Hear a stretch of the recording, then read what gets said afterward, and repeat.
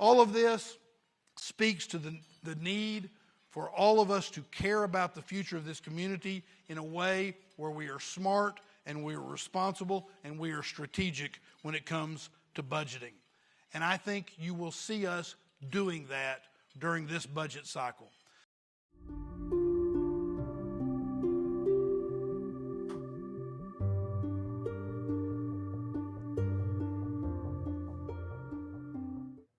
Thank you for joining us for today's episode of Inside Austin's Agenda. I'm your host, Grace Reeder.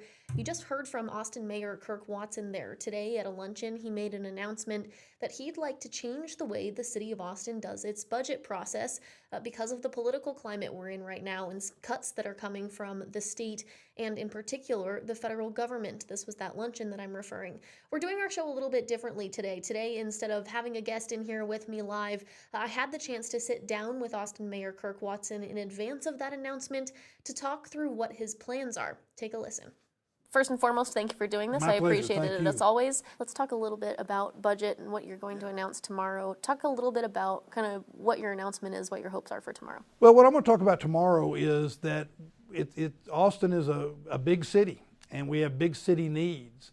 And so it's going to be important for us to make sure that we focus on our finances in a way that is mature and methodical, and we put in a meaningful way, and we have processes that are meaningful, and that requires us to pay attention to what's going on around us. For example, a lot of what's happening in Washington D.C. can have a very significant impact on what it is that we're trying to do in Austin.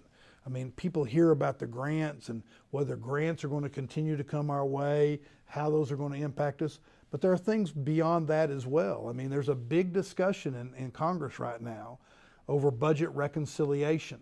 And there's some that are talking about federal tax cuts, but in order to do those federal tax cuts, they have to find the money to reconcile that. Well, one of the ways they're talking about doing that is doing away with the exemption from federal taxation of municipal bonds.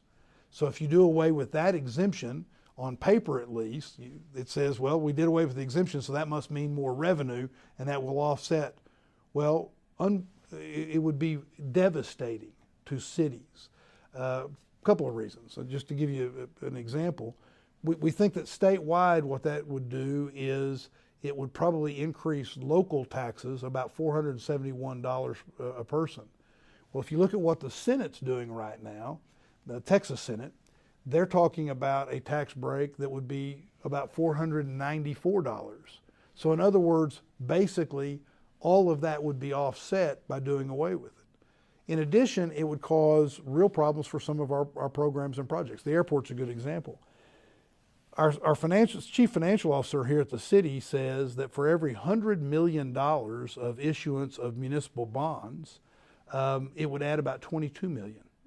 So when you think of the airport as a really good example, what that would do is we would have to start looking, I think, at probably what we cut from this major airport expansion that we so desperately and badly need, or we'd have to figure out how you're going to charge the airlines more or customers more.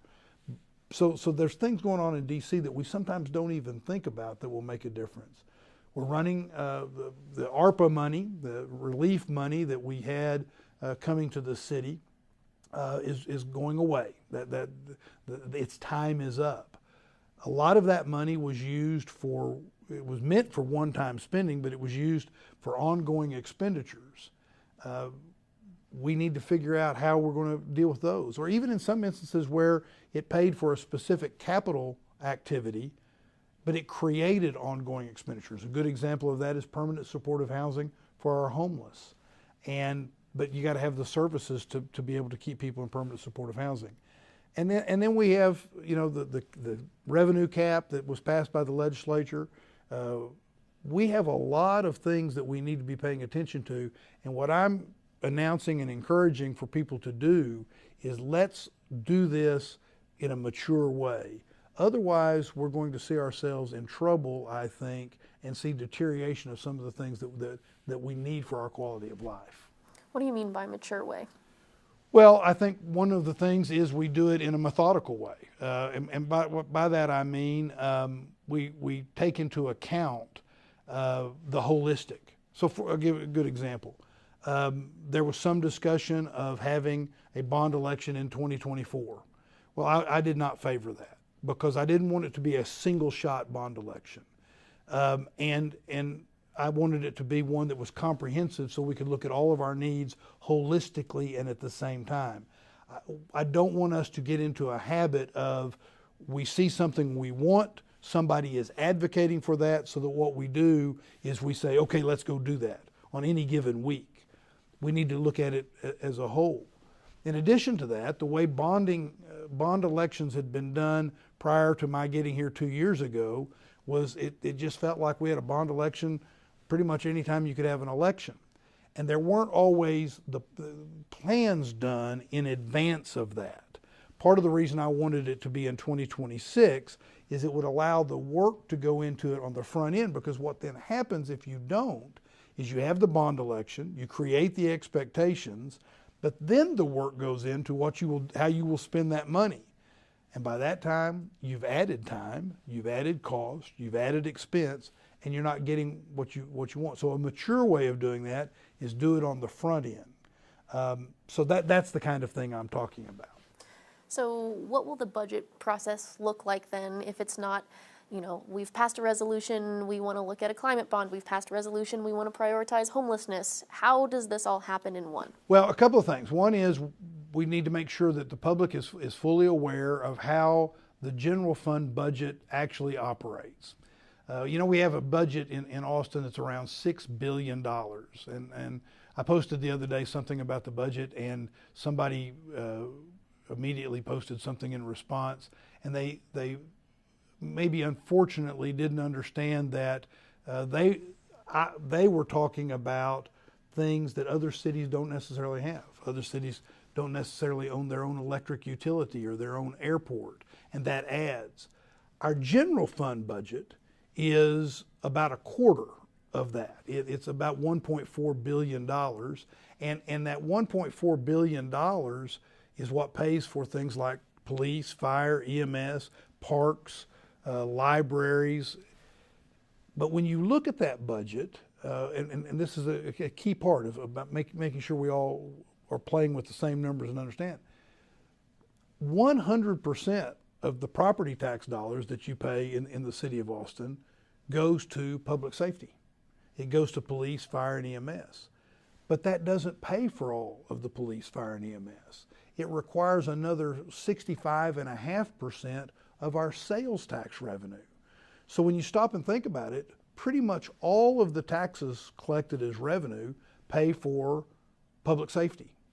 And then it's fees and fines and transfers and that kind of thing that pay for everything else we want. The next part of that is making sure that we're looking at it as a whole, and that we don't do just one-offs, because the one-off will then impact what we're able to do with the full budget.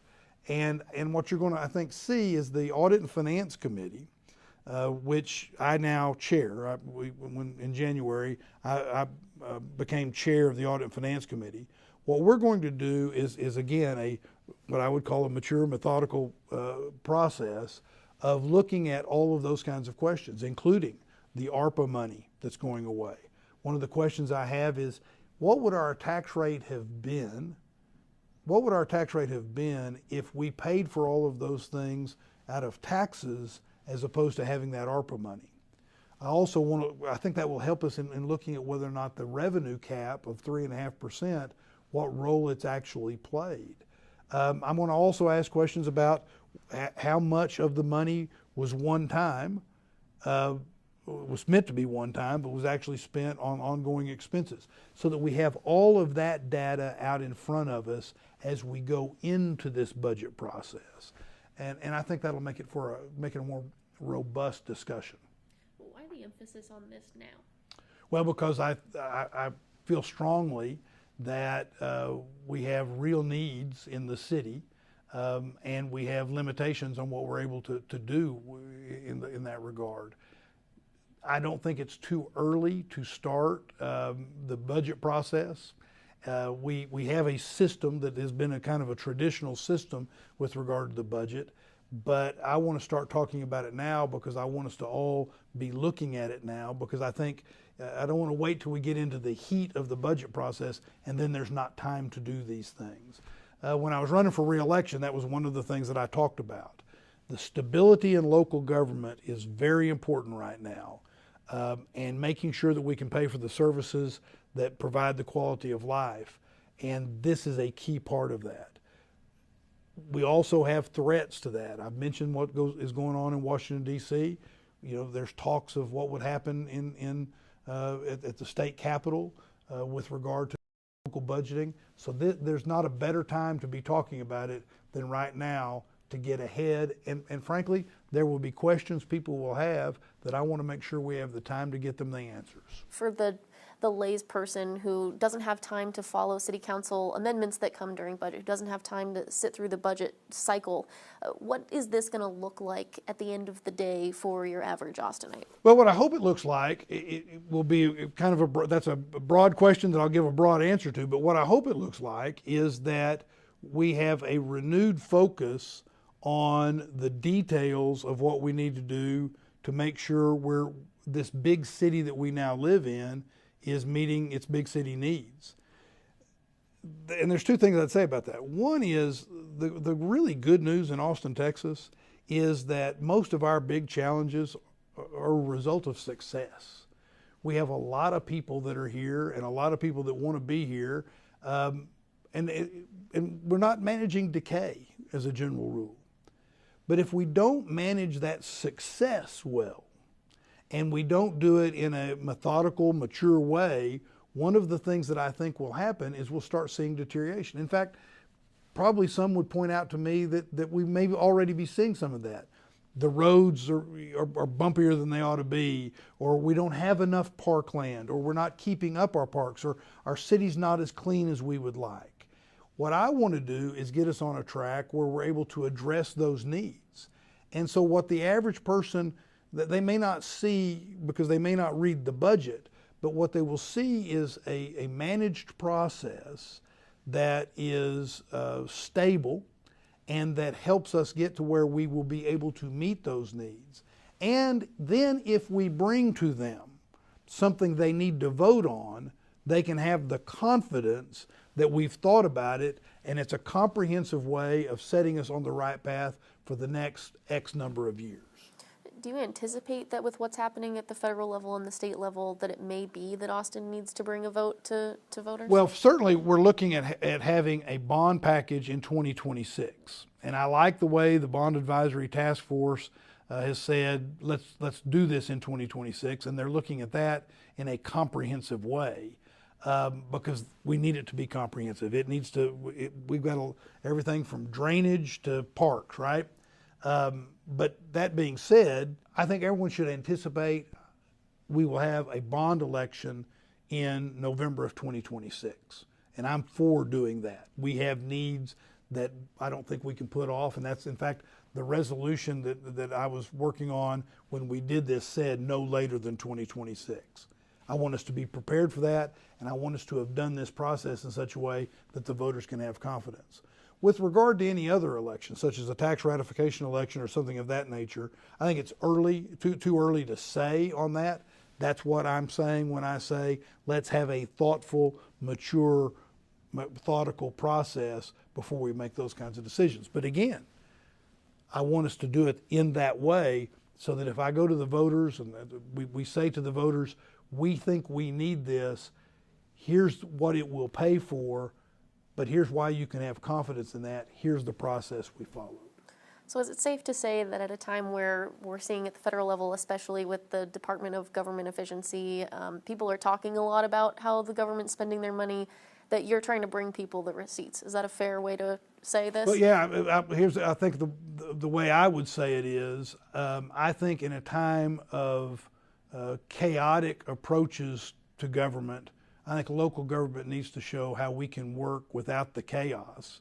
We can work in with a process that will show people what we're doing, and we'll show people why we're doing it.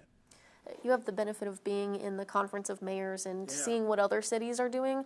What have your conversations been about this type of thing with other mayors, and what have you taken away from that? Well, the Conference of Mayors is great in that regard, and I get to be part of a leadership group that where I get to meet with other mayors more routinely than even the regular meetings of the Conference of Mayors. So I do get that opportunity.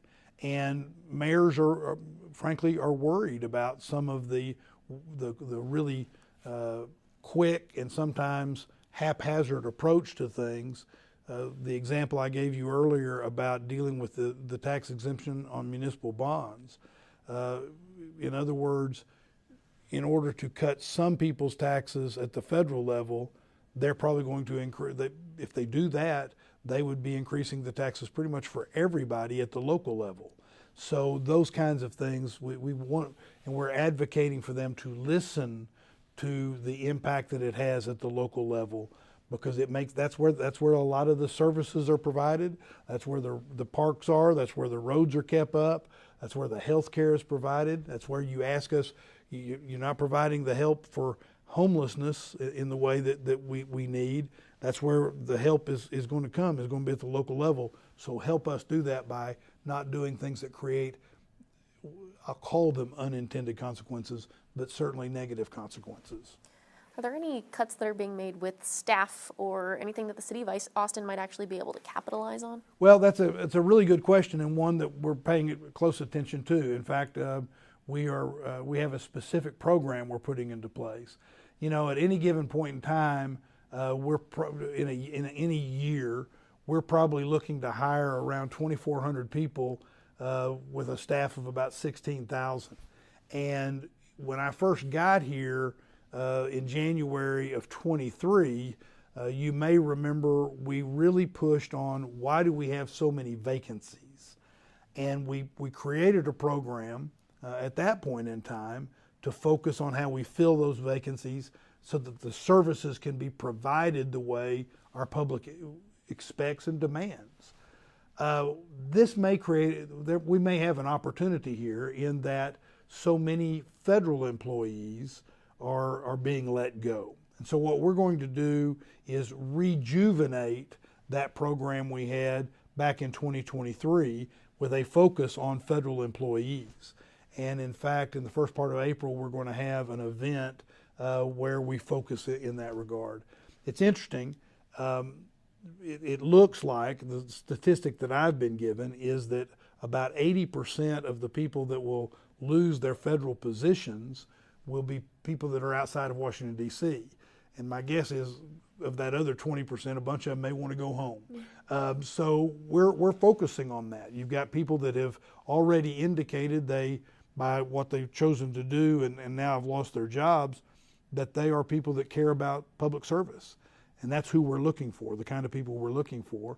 And of course, we value public servants, and so it's an opportunity that I think we're going to take it. Well, not I think we are going to take advantage of. Thank you so much for joining us for this episode of Inside Austin's Agenda. A reminder that we air every other Wednesday afternoon. We'll see you next time.